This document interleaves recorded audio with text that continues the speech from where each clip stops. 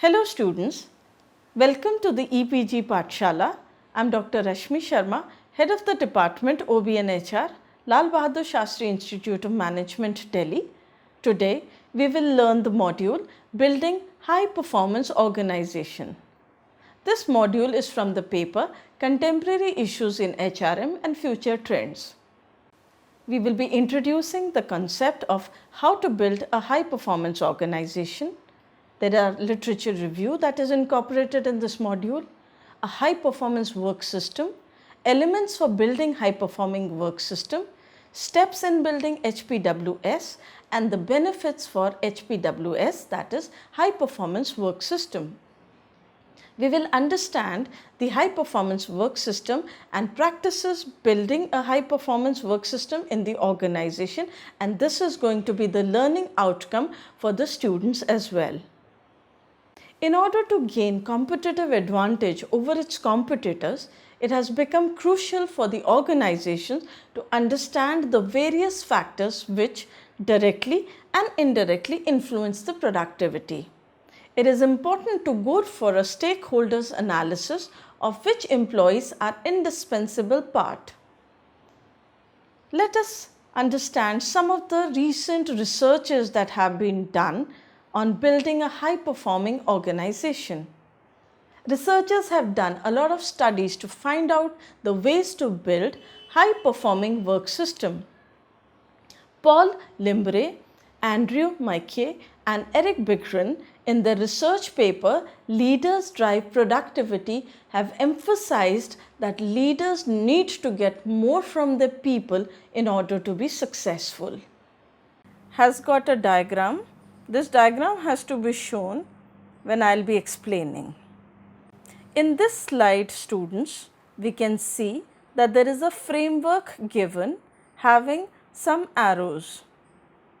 The dark straight black arrows show both high involvement and high commitment. The dark arrow, which is broken just in the middle, shows high involvement, and the arrow which is not dark and has broken edges shows high commitment.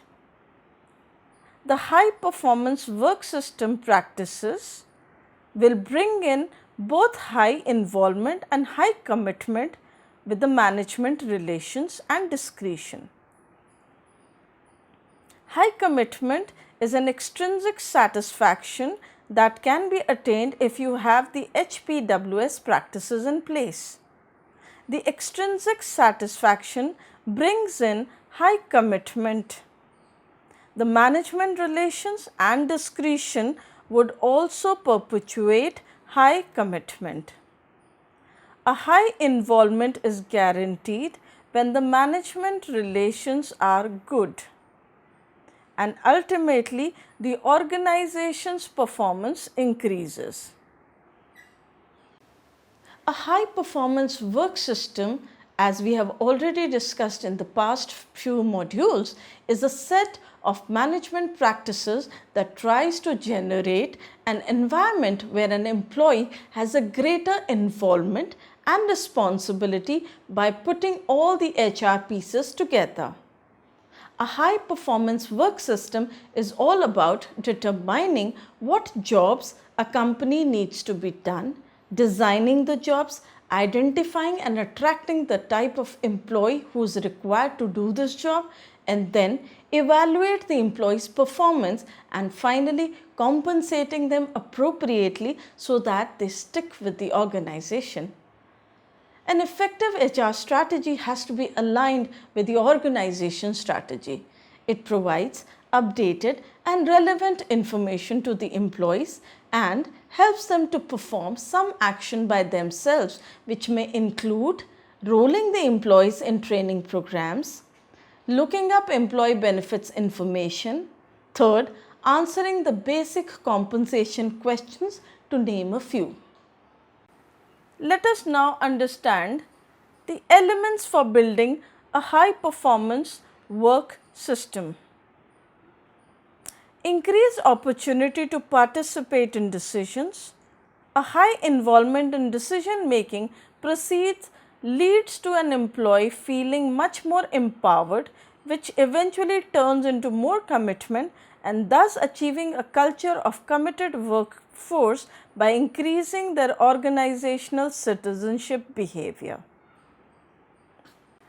Training enables managers and employees to develop necessary skills and knowledge that are required for current job and which may help them to achieve greater heights in near future. Employees see training as a part of their development process which helps in providing direction in career planning and goal achievement. Employee incentives without prudently gauging and weighing different components of compensation, even opportunity to participate and training can lower down. Incentives can be of various forms like stock options, bonus, pay rise to name a few, and can be broadly divided into monetary and non-monetary terms. The infrastructure for communicating and sharing information is important. Equipping the employees with various tools to carry out their jobs makes them much more robust to conduct their roles and responsibilities. Technology should never be neglected as its presence in day-to-day life has been felt and has become vital.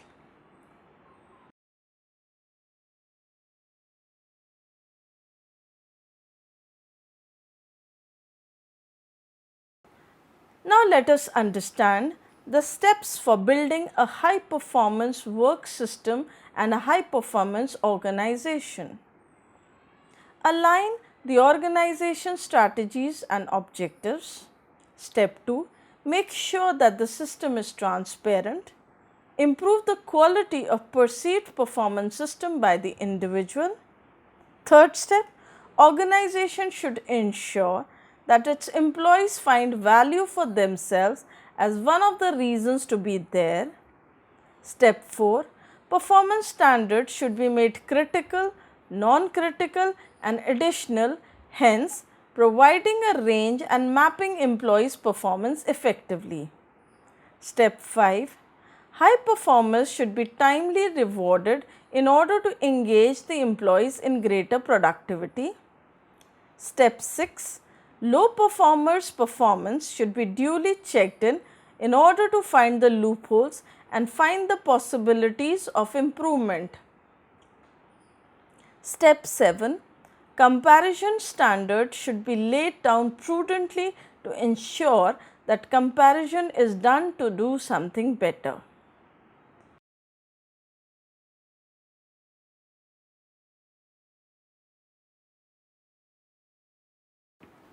When determining the goals, it is important that the goals should be SMART, that is SMART. S stands for specific, M stands for measurable, A stands for achievable, R stands for realistic and relevant, and T stands for time bound. We must understand that high performance work system in an organization leads to building a high performance organization. This acts as a means to identify and plan for the achievement of goals. It permits proactive and disciplined approach. It helps to prepare for the hurdles to come. It helps to gain efficiency, increase the morale, save the resources and decrease the scrap. It helps to measure an expected and actual performance, and it increases the communication between the management and employee. Let us understand the high performance environment model.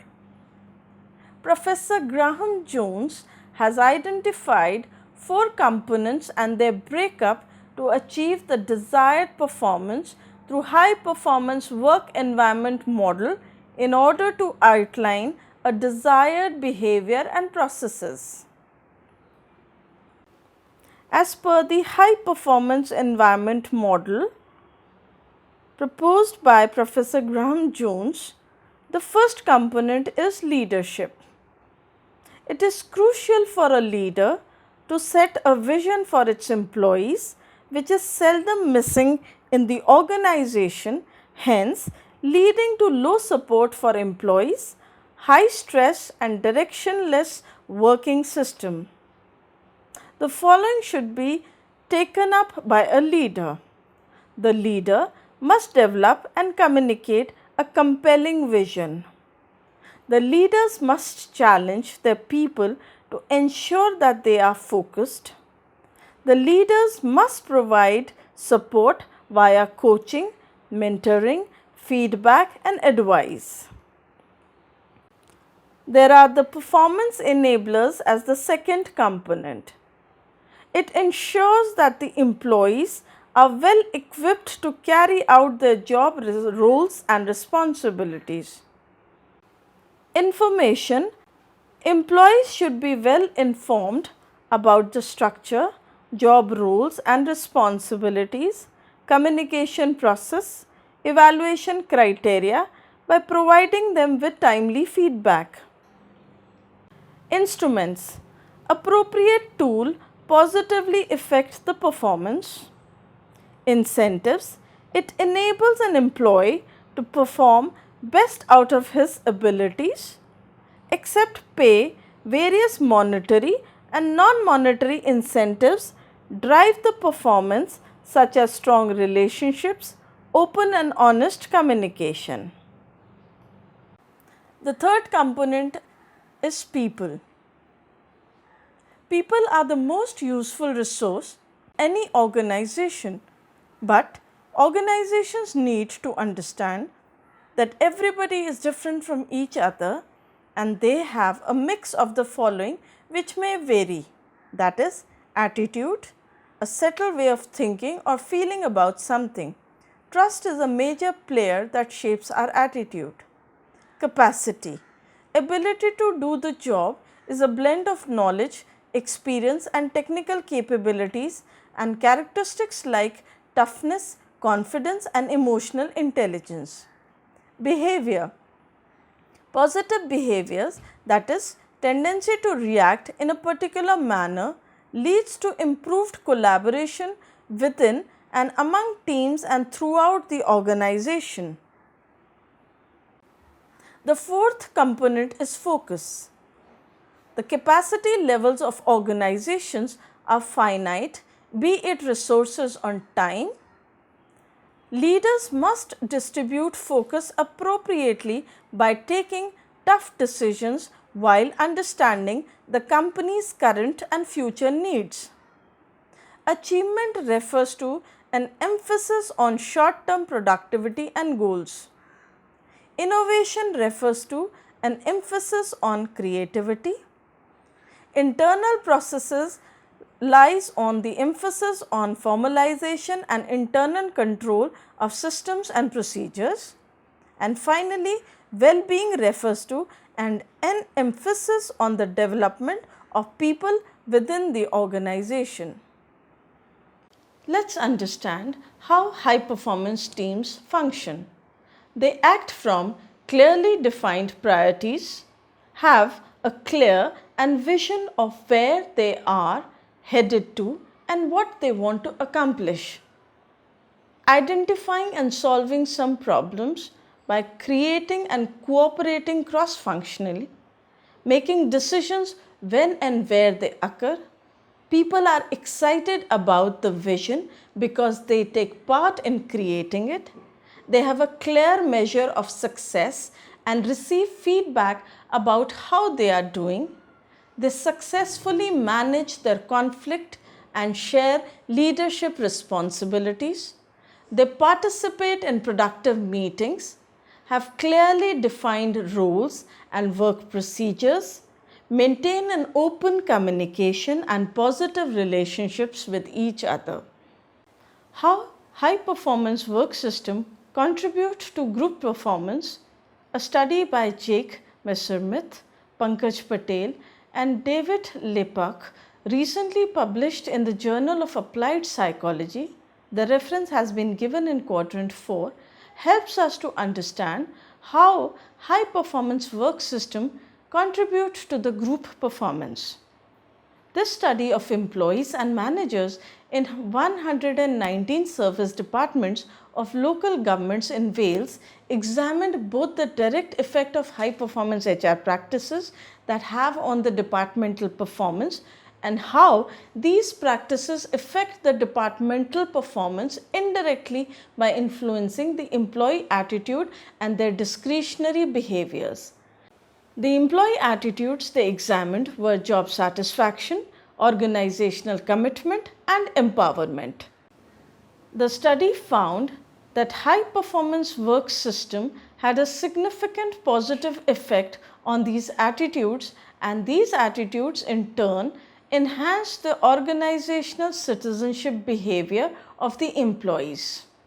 Departmental performance was affected both directly by the high performance work system and indirectly via the citizenship behavior of the employees.